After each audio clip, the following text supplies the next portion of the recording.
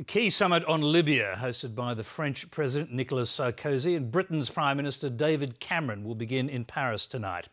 The leaders of Libya's National Transitional Council will be there, and they're expected to call for continued NATO support, help with security on the ground and the unfreezing of remaining Libyan assets to rebuild the shattered country. The NTC says it believes the former dictator, Moamar Gaddafi, is in the loyalist-held town of Bani Walid, southeast of Tripoli, where clashes continue between rebel and pro-Gaddafi forces. ABC correspondent Michael Vincent reports from Libya. Prayers and tears in Martyrs Square. The war has swept through Tripoli, leaving its population reeling and trying to come to terms with cruelties suffered under Moamar Gaddafi's 42-year rule. They killed our children and raped our women. Gaddafi is a murderer, and God will punish him. A few hours later in the same square, an African-looking man was manhandled into a car and punched before being driven away. Darker-skinned men are being rounded up by the rebels, including these terrified Africans accused of being mercenary fighters for the old regime. They say they're innocent. What do you suspect them of?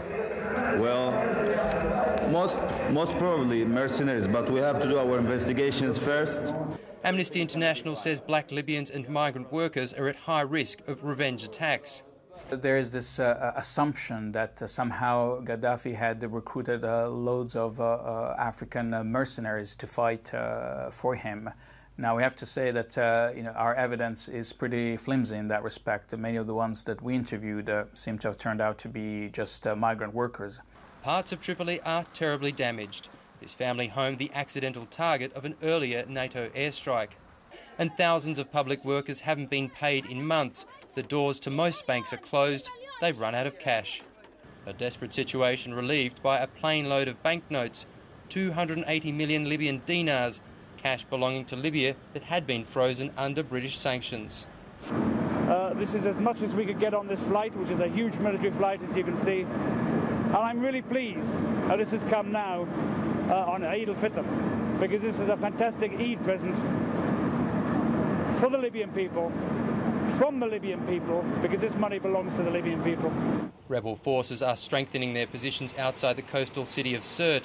The deadline for Gaddafi's troops to surrender, set for Saturday, has been extended by 1 week.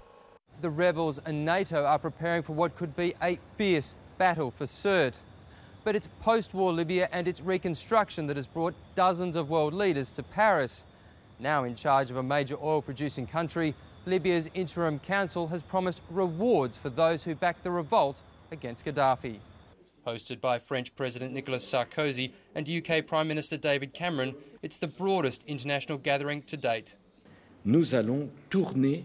We will turn the page of the dictatorship and of the fighting, and we will open a new era of cooperation with a democratic Libya. So one of the things that this conference is showing is that the world is moving on and coming together in a new way to support the future of Libya. The other thing, of course, that it provides today, that the conference provides, is an opportunity for the National Transitional Council to set out their plans for the stabilisation of Libya and then what they do politically to create a democratic and inclusive Libya. The conference will hear from the leaders of the National Transitional Council. They've just won recognition from neighbouring Algeria, denying Gaddafi a possible escape route. And Russia, which opposed NATO's military intervention, has also recognised the NTC as Libya's ruling authority. Michael Vincent, Lateline.